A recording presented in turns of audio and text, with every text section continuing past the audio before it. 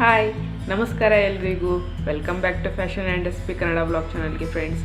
ಎಲ್ಲರೂ ಹೇಗಿದ್ದೀರಾ? ಎಲ್ಲರೂ ಚೆನ್ನಾಗಿದ್ದೀರಾ ಅಂಥೇಳಿ ನಾನು ಅನ್ಕೋತಾ ಇದ್ದೀನಿ. ಇವತ್ತು ನಾನು ಇನ್ನೊಂದು ಈವ್ನಿಂಗ್ ಸ್ನ್ಯಾಕ್ಸ್ ರೆಸಿಪಿನ ತೊಗೊಂಡು ಬಂದಿದ್ದೀನಿ. ಈಸಿಯಾಗಿ ಮಾಡ್ಕೋಬೋದು. ಕೇವಲ 2-3 ಪದಾರ್ಥಗಳಿದ್ದರೆ ಸಾಕು, ಇದಕ್ಕೆ ಈಸಿಯಾಗಿ ಮಾಡ್ಕೋಬೋದು. ಸೊ ಆ ಈವ್ನಿಂಗ್ ಸ್ನ್ಯಾಕ್ಸ್ ರೆಸಿಪಿನ ನಾನು ಯಾವುದರಿಂದ ಮಾಡ್ತಾಯಿದ್ದೀನಿ, ಅದಕ್ಕೆ ಏನೇನೆಲ್ಲ ಬೇಕು ಅಂಥೇಳಿ ನಾನು ನಿಮಗೆ ತೋರಿಸ್ಕೊಡ್ತೀನಿ. ಅದಕ್ಕೂ ಮೊದಲು ನನ್ನ ಚಾನಲ್ನ ಯಾರಿನ್ನೂ ಸಬ್ಸ್ಕ್ರೈಬ್ ಮಾಡ್ಕೊಂಡಿಲ್ಲ, ದಯವಿಟ್ಟು ಸಬ್ಸ್ಕ್ರೈಬ್ ಮಾಡ್ಕೊಳ್ಳಿ. ಪಕ್ಕದಲ್ಲಿ ಬರೋ ಬೆಲ್ ಐಕನನ್ನು ಪ್ರೆಸ್ ಮಾಡಿ. ಇದರಿಂದ ನಾನು ಹಾಕೋ ಹೊಸ ಹೊಸ ವೀಡಿಯೋಗಳ ನೋಟಿಫಿಕೇಷನ್ ನಿಮಗೆ ಬರ್ತಾ ಹೋಗುತ್ತೆ. ಅದು ಮಂಡಕ್ಕಿ ಒಗ್ಗರಣೆನ ಡಿಫ್ರೆಂಟ್ ವೇಯಲ್ಲಿ ಮಾಡಿ ತೋರಿಸ್ತಾ ಇದ್ದೀನಿ. ಸೊ ಅದನ್ನು ಮಾಡೋದು ಹೇಗೆ ಅನ್ನೋದನ್ನು ನಾನು ನಿಮ್ಮ ಜೊತೆ ಶೇರ್ ಮಾಡ್ಕೊತಾ ಇದ್ದೀನಿ. ಬನ್ನಿ ಹಾಗಿದ್ರೆ ಅದು ಮಾಡೋದು ಹೇಗೆ ಅಂಥೇಳಿ ಹೋಗಿ ನೋಡ್ಕೊಂಬರೋಣ. ಈ ಮಂಡಕ್ಕಿ ಮಾಡೋಕ್ಕೆ ಬೇಕಾಗಿರೋದು ಕೊತ್ತಂಬರಿ ಸೊಪ್ಪು, ಪುದೀನ, ಹಾಗೆ ಹಸಿಮೆಣಸು ನಿಮ್ಮ ಖಾರಕ್ಕೆ ಅನುಗುಣವಾಗಿ ನೀವು ಎಷ್ಟು ಬೇಕೋ ಅಷ್ಟು ತೊಗೋಬೋದು. ಪುದೀನ ಒಂದು ಮುಷ್ಟಿಯಷ್ಟು ತೊಗೊಂಡಿದ್ದೀನಿ. ಕೊತ್ತಂಬರಿ ಸೊಪ್ಪು ಒಂದು ಮುಷ್ಟಿಯಷ್ಟು ತೊಗೊಂಡಿದ್ದೀನಿ. ಪುದೀನಾನು ಅದಕ್ಕಿಂತ ಒಂದು ಸ್ವಲ್ಪ ಜಾಸ್ತಿ ಇದ್ದರೆ ಚೆನ್ನಾಗಿರುತ್ತೆ. ಇದು ಆ್ಯಕ್ಚುಲಿ ನಮ್ಮನೆ ಗಾರ್ಡನಲ್ಲಿ ಆಗಿರೋದು, ಇಷ್ಟು ಸಿಕ್ತು ಅಂಥೇಳಿ ಅಷ್ಟು ತೊಗೊಂಡು ಬಂದಿದ್ದೀನಿ. ಆವಾಗಲೇ ಹೇಳ್ದಂಗೆ ಹಸಿಮೆಣಸು ನಿಮ್ಮ ಖಾರಕ್ಕೆ ಅನುಗುಣವಾಗಿ. ಈ ಹಸಿಮೆಣಸು ಸ್ವಲ್ಪ ಖಾರ ಇದೆ, ನೋಡ್ಕೊಂಡ್ಬಿಟ್ಟು ನಾನು ಹಾಕ್ಕೋತೀನಿ. ಹಾಗೆ ಮೇನಾಗಿ ಬೇಕಾಗಿರೋದು ನಮಗೆ ಇಲ್ಲಿ ಮಂಡಕ್ಕಿ ಆಲ್ಮೋಸ್ಟ್ ಆಲ್ ಎಲ್ಲ ಮಾರ್ಟ್ಗಳಲ್ಲಿ ಅಥವಾ ಮಾರ್ಕೆಟಲ್ಲಿ ಸಿಗುತ್ತೆ. ಈ ರೀತಿಯಾದ ಪೇಪರ್ ಮಂಡಕ್ಕಿ ಅಂತ ತೊಗೊಂಡ್ರೆ ತುಂಬ ಚೆನ್ನಾಗಿರುತ್ತೆ. ಪೇಪರ್ ಮಂಡಕ್ಕಿ ಅಂದರೆ ನಾವು ಪ್ರೆಸ್ ಮಾಡಿದ ಕೂಡ ಚೂರಾಗಿಬಿಡುತ್ತೆ. ಇನ್ನೊಂದು ಥರದ್ದು ಬರುತ್ತೆ, ಸ್ವಲ್ಪ ದಪ್ಪ ಇರುತ್ತೆ, ಅದು ಅಷ್ಟಾಗಿ ಟೇಸ್ಟ್ ಆಗಲ್ಲ. ಸೊ ಇಲ್ಲಿ ನಾನು ಇದನ್ನು ಒಂದು ಬೌಲ್ನಷ್ಟು ತೊಗೊಂಡಿದ್ದೀನಿ. ನೆಕ್ಸ್ಟು ಒಗ್ಗರಣೆಗೆ ನಾನಿಲ್ಲಿ ಜೀರಿಗೆನ ಯೂಸ್ ಮಾಡ್ಕೊತಾ ಇದ್ದೀನಿ. ಹಾಗೆ ಕಡಲೆ ಬೀಜ, ಕರಿಬೇವನ್ನ ಹಾಕ್ಕೋತಾ ಇದ್ದೀನಿ. ರುಚಿಗೆ ತಕ್ಕಷ್ಟು ಉಪ್ಪು. ನೀವು ಇದಕ್ಕೆ ಎಣ್ಣೆನಾದ್ರೂ ಯೂಸ್ ಮಾಡ್ಕೋಬೋದು ಅಥವಾ ತುಪ್ಪನಾದರೂ ಯೂಸ್ ಮಾಡ್ಕೋಬೋದು. ಎರಡು ಮಿಕ್ಸ್ ಮಾಡಿನೂ ಸಹ ಮಾಡ್ಕೋಬೋದು, ಟೇಸ್ಟ್ ಚೆನ್ನಾಗಿರುತ್ತೆ. ಸೊ ಎಣ್ಣೆ ಅಥವಾ ತುಪ್ಪ ಎರಡರಲ್ಲಿ ಯಾವುದನ್ನಾದರೂ ನಾವು ಯೂಸ್ ಮಾಡ್ಕೋಬೋದು. ಮೊದಲನೇದಾಗಿ ನಾವು ಇದನ್ನು ಒಂದು ಪೇಸ್ಟ್ ಮಾಡ್ಕೋಬೇಕು. ಇದಕ್ಕೆ ಯಾವುದೇ ರೀತಿಯ ನೀರು ಹಾಕದೆ ತರಿಯಾಗಿ ಪೇಸ್ಟ್ ಮಾಡ್ಕೋಬೇಕಾಗುತ್ತೆ. ನೀರು ಆ್ಯಡ್ ಮಾಡಿದರೆ ನಿಮಗೆ ಇಟ್ಕೊಂಡು ತಿನ್ನೋಕ್ಕಾಗಲ್ಲ ಭಾಳ ದಿವಸ. ಸೊ ಹಾಗಾಗಿ ಹಸಿಮೆಣಸು ನಾನು ಆವಾಗಲೇ ಹೇಳಿದೆ, ಖಾರಕ್ಕೆ ಅನುಗುಣವಾಗಿ ಎಷ್ಟು ಬೇಕೋ ಅಷ್ಟು ಹಾಕ್ಕೋಬೋದು ಅಂಥೇಳಿ. ಸೊ ನಾನಿಲ್ಲಿ ಒಂದು 10-12 ಹಸಿಮೆಣಸನ್ನು ಹಾಕ್ಕೋತಾ ಇದ್ದೀನಿ ಖಾರಕ್ಕೆ. ಈಗ ಇದನ್ನು ನಾನು ಗ್ರೈಂಡ್ ಮಾಡಿಕೊಂಡು ಬರ್ತೀನಿ. ಸೊ ಈಗ ಇದನ್ನು ಗ್ರೈಂಡ್ ಮಾಡಿ ಆಗಿದೆ, ತರಿಯಾಗಿ ಗ್ರೈಂಡ್ ಮಾಡ್ಕೊಂಡಿದ್ದೀನಿ. ಫುಲ್ ಪೇಸ್ಟ್ ಆಗಬೇಕು ಅಂತ ಏನಿಲ್ಲ.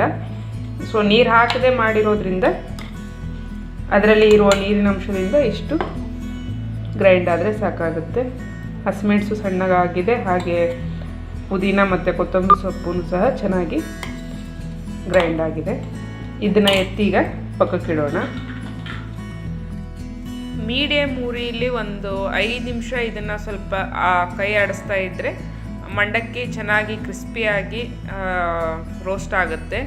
ಯಾವುದೇ ಕಾರಣಕ್ಕೂ ಇದು ಕೆಂಪಗಾಗೋ ಅಷ್ಟು ಹುರ್ಕೋಬೇಡಿ. ನಿಮಗೆ ಹೀಗೆ ಮುಟ್ಟು ನೋಡಿದಾಗ ಅದು ಬಿಸಿ ತಾಗಬೇಕು, ಅಂದರೆ ಇದು ರೆಡಿಯಾಗಿದೆ ಅಂಥೇಳಿ. ಅಥವಾ ಅಷ್ಟು ಗೊತ್ತಾಗಲಿಲ್ಲ ಅಂದರೆ ಈ ರೀತಿಯಾಗಿ ಅದನ್ನು ಪ್ರೆಸ್ ಮಾಡಿದಾಗ ಪುಡಿ ಆಗುತ್ತೆ. ಆವಾಗ ನಿಮಗೆ ಮಂಡಕ್ಕಿ ಚೆನ್ನಾಗಿ ರೋಸ್ಟ್ ಆಗಿದೆ ಅಂತ ಅರ್ಥ.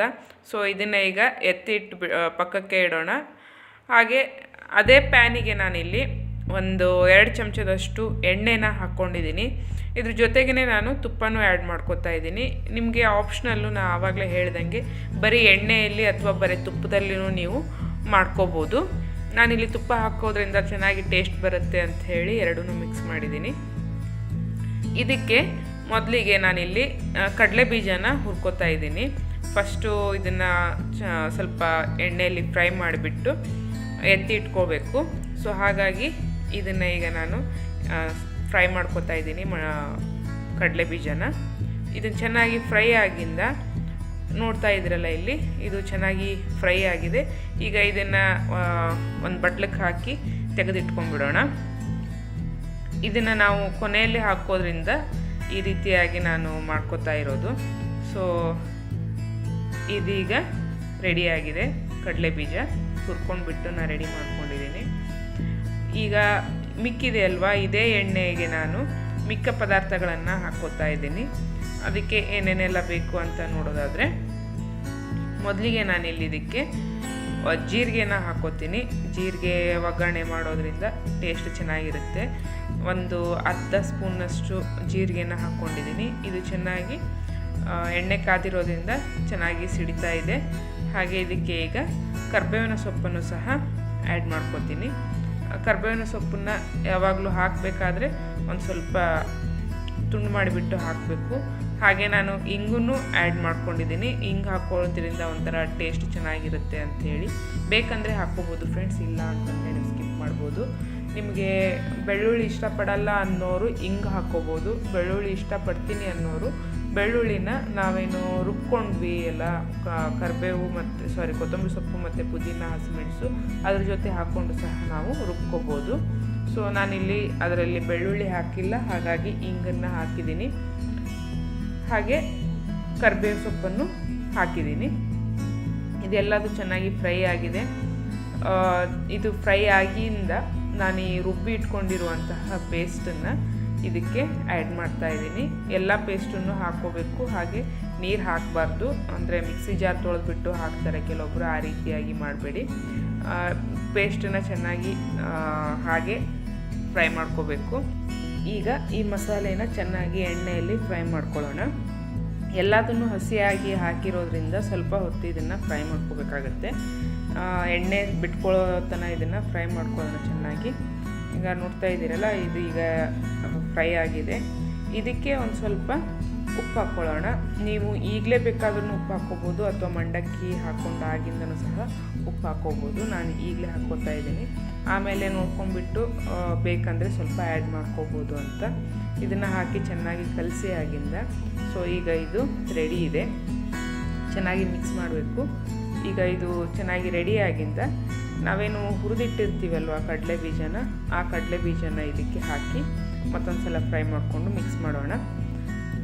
ಈಗ ಇದನ್ನು ಚೆನ್ನಾಗಿ ಮಿಕ್ಸ್ ಮಾಡಿ ಆಗಿದೆ. ಇದಕ್ಕೆ ಈಗ ನಾವು ಹುರಿದಿಟ್ಕೊಂಡಿರುವಂತಹ ಮಂಡಕ್ಕಿನ ಹಾಕೋಣ. ಮಂಡಕ್ಕಿನ ಎಷ್ಟು ಬೇಕು ನೋಡ್ಕೊಂಡ್ಬಿಟ್ಟು ಹಾಕ್ಕೊಳ್ಳೋಣ. ನನಗೆ ಇಲ್ಲಿ ಇದು ಒಂದು ಬೌಲ್ ತೊಗೊಂಡಷ್ಟು ಸರಿ ಹೊಂತು, ಹಾಗಾಗಿ ಇದನ್ನು ಹಾಕ್ಕೊಂಡಿದ್ದೀನಿ.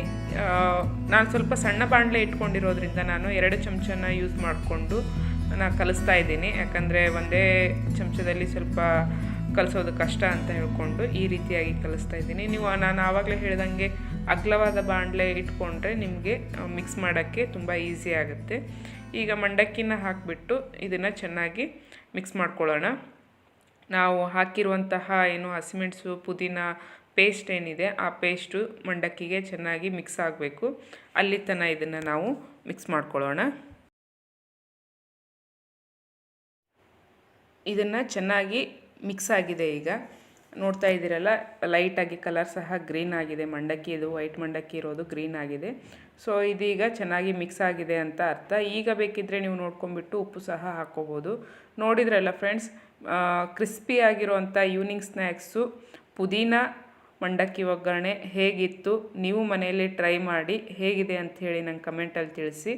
ಇವತ್ತಿನ ಈ ವಿಡಿಯೋದೊಂದಿಗೆ ನಾನು ಹೋಗಿ ಬರ್ತೀನಿ. ನಾಳೆ ಇನ್ನೊಂದು ವಿಡಿಯೋದಲ್ಲಿ ಸಿಗ್ತೀನಿ. ಅಲ್ಲಿವರೆಗೂ ಬಾಯ್.